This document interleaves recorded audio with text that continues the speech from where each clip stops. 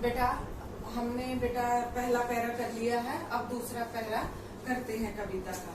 कविता एक खिलना है, कविता एक खिलना है फूलों के बहाने। कविता का खिलना भला फूल क्या जाने। बाहर भीतर इस घर उस घर बिना मुरझाए महकाने के माने। फूल क्या जाने, फूल क्या जाने। तो बेटा यहाँ पर इसका काव्यांश में प्रसंग आपको बताना चाहूंगी। इस काव्यांश का देखिए, ये हमारी पाठ्य पुस्तक बेटा आरोह भाग 2 से लिया गया है। इसमें कविता के बहाने से लिया गया है। इसके रचयिता कुंवर नारायण जी है।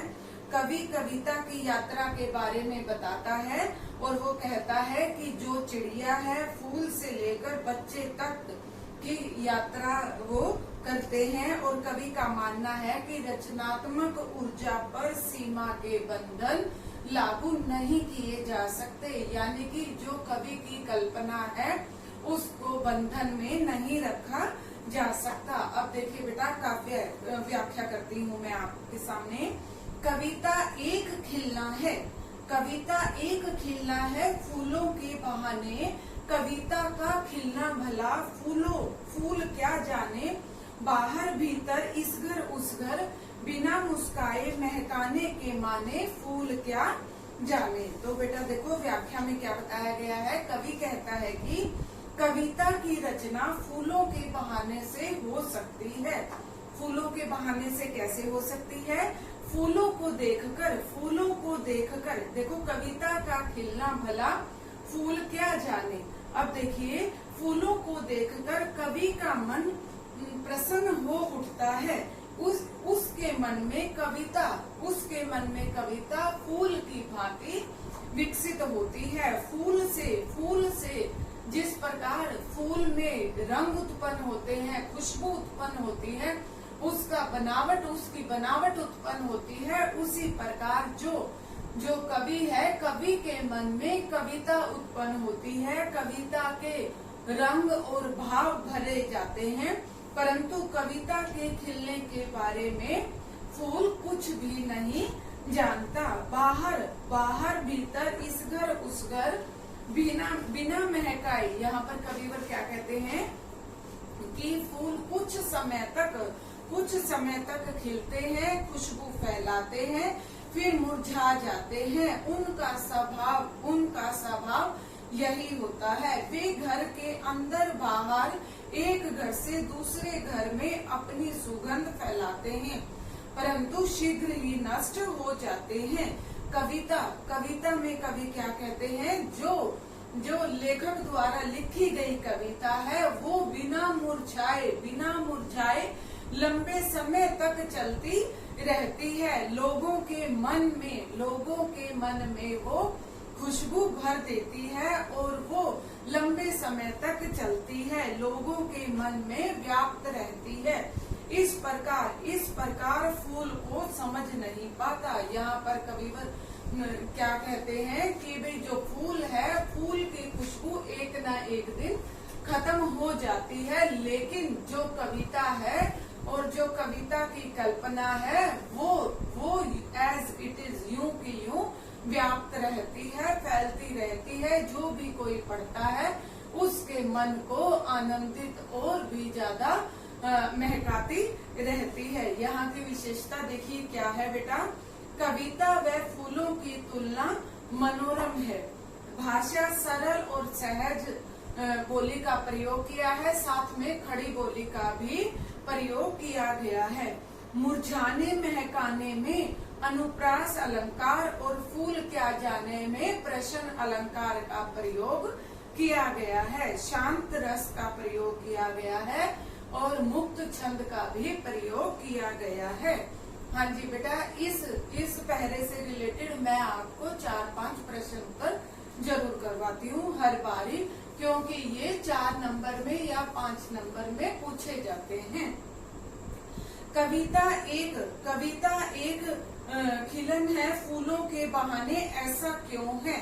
हाँ जी, कविता फूलों के बहाने खिलना है क्योंकि फूलों को देखकर कवि का मन प्रसन्न हो जाता है। उसके मन में कविता रूपी फूलों, जिस प्रकार फूल खिलते हैं, कवि के मन में कल्पनाएं खिलती हैं, कल्पनाएं पनपती हैं और वो उसको एक रचना का रूप दे देते हैं। इस प्रकार उसको फूलों के साथ उनकी तुलना की गई है। हाँ जी, दूसरा प्रश्न, कविता रचने और फूल खिलने में क्या समानता है?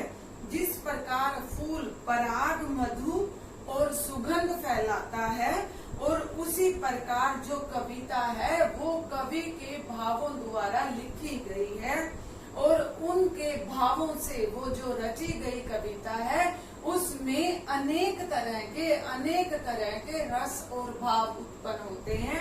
इस प्रकार कविता और फूल के अंदर समानता बतलाई गई है। हाँ जी, कुछ एक समानता, बेटा सारी समानता बतलाई गई है, लेकिन फूल क्या है, फूल थोड़े समय के लिए रहता है, वो 1 दिन 2 दिन या 4 दिन बाद वो खत्म हो जाता है, यानी कि मुरझा जाता है। लेकिन जो कवि की कल्पना है, कवि की जो कविता है वो कभी भी नहीं मुरझाती है, वो हमेशा के लिए संजोई जाती है। हाँ जी, अगला प्रश्न, बिना मुरझाए कौन कहाँ महकता है? यहाँ पर कविवर क्या कहते हैं?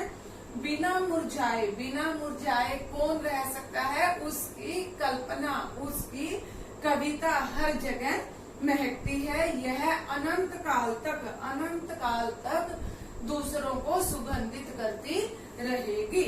कविता का खिलना भला फूल क्या जाने, इस पंक्ति का भाव स्पष्ट करें। इस पंक्ति का आशय यह है कि फूलों के खिलने और मुरझाने की सीमा है, परंतु कवि क्या कहता है? कवि शाश्वत है, इसका महत्व फूल से अधिक बताया गया है। ठीक है बच्चे? हाँ जी, अगला पैरा आ जाओ। हाँ जी, कविता के बहाने से का हम तीसरा पहरा, अंतिम पहरा शुरू करने जा रहे हैं। अब देखिए, कविता एक खेल है बच्चों के बहाने। कविता एक खेल है बच्चों के बहाने। पहले क्या था? कविता जो रची गई है वो चिड़िया के बहाने, दूसरा फूल के बहाने और तीसरा बच्चे के बहाने। हाँ जी, कविता एक खेल है बच्चों के बहाने, बाहर भीतर यह घर वह घर, सब घर एक कर देने के माने, बच्चे ही जाने। हाँ जी, तो यहाँ पर क्या बतलाया गया है? पहले मैं आपको बेटा इस कविता का, इस पहरे का बेटा आपको वो क्या बोलते हैं काव्यांश करवाऊंगी। प्रसंग में देखिए, काव्यांश का प्रसंग देखिए, यह हमारी पाठ्य पुस्तक आरोह भाग 2 से लिया गया है। कविता का नाम क्या है? कविता के बहाने। और कवि का नाम क्या है? कुंवर नारायण जी इनका नाम है। और कविता की यात्रा के बारे में बताया गया है। जो चिड़िया है फूल से लेकर और बच्चे तक की यात्रा का वर्णन करती है। अब देखिए यहाँ पर, कविता एक खेल है बच्चों के बहाने। कवि कविता को बच्चों के खेल के समान मानता है। जिस प्रकार बच्चे कहीं भी किसी भी तरीके से खेलने लगते हैं, उसी प्रकार कवि के लिए कविता शब्दों का एक खेल है, शब्दों की एक क्रीड़ा है। वह बच्चों के खेल की तरह कहीं भी, कभी भी और किसी भी स्थान पर प्रकट हो सकती है। वह किसी भी समय अपने भावों को व्यक्त कर सकती है। हाँ जी, अब देखो, यह घर वह घर, सब घर एक एक कर देने के मायने बच्चे ही जाने। बच्चों के लिए सभी घर एक समान होते हैं। वे खेलने के समय अपने और पराये में कोई भी भेदभाव नहीं करते। इसी तरह कवि अपने शब्दों से आंतरिक और बाह्य संसार के मनोभावों को रूप प्रदान करता है। और यहाँ पर ये क्या बताया गया है? बच्चों के जरिए वह बच्चों की तरह बेपरवाह है। कविता पर कोई भी बंधन लागू नहीं होता है। अब देखिए बेटा, इस पहरे में यही बताया गया है, जिस प्रकार बच्चों का मन बहुत कोमल होता है, बच्चों का मन बहुत चंचल होता है, उनके मन में कोई भी भेदभाव नहीं होता, उसी प्रकार कवि अपनी कल्पना के जरिए कविता में कोई भेदभाव नहीं रखता। वो बाह्य और आंतरिक स्थितियों में परिपूर्ण होकर कविता लिख रहा है। जिस प्रकार बच्चे कहीं पर भी खेलने लग जाते हैं, उसी प्रकार कभी भी कल्पना करना शुरू करता है और उसको अपनी लेखनी द्वारा उसको चाकना शुरू कर देता है, यानी कि लिखना शुरू कर देता है। इसकी विशेषता देखिए, कविता की रचना व्यापकता को प्रकट करती है, बच्चों व कवियों में समानता दर्शाई गई है, बच्चे ही जाने में बाल मन की सरलता का प्रयोग किया गया है, मुक्त छंद का प्रयोग है, बच्चों के बहाने अनुप्रास अलंकार है, साहित्यिक खड़ी बोली का प्रयोग किया गया है। हाँ जी, अब बेटा इस कविता से रिलेटेड मैं आपको, इस पहरे से रिलेटेड मैं आपको कुछ प्रश्न उत्तर दोहराती हूँ। कविता को क्या संज्ञा दी गई है और क्यों? कविता और बच्चों के खेल में क्या समानता दी गई है? कविता को खेल की संज्ञा दी गई है। जिस प्रकार खेल का उद्देश्य मनोरंजन, आत्म संतुष्टि होता है, उसी प्रकार कविता भी शब्दों के माध्यम से हमारा मनोरंजन करती है और रचनाकार को संतुष्टि प्रदान करती है। बच्चे कहीं भी कभी भी खेलने लग जाते हैं। इस तरह कविता कहीं भी प्रकट की जा सकती है, दोनों में कोई भी बंधन नहीं है। हाँ जी, अगला प्रश्न है, कविता की कौन कौन सी विशेषताएं हैं? कविता सर्वव्यापक होती है, रचनात्मक ऊर्जा पैदा करती है, बच्चों के खेल के समान है। जिस प्रकार बच्चे एक घर से दूसरे घर जाते हैं, उसी प्रकार कवि के मन में भी अनेक तरह के विचार उत्पन्न होते रहते हैं। ठीक है बच्चे?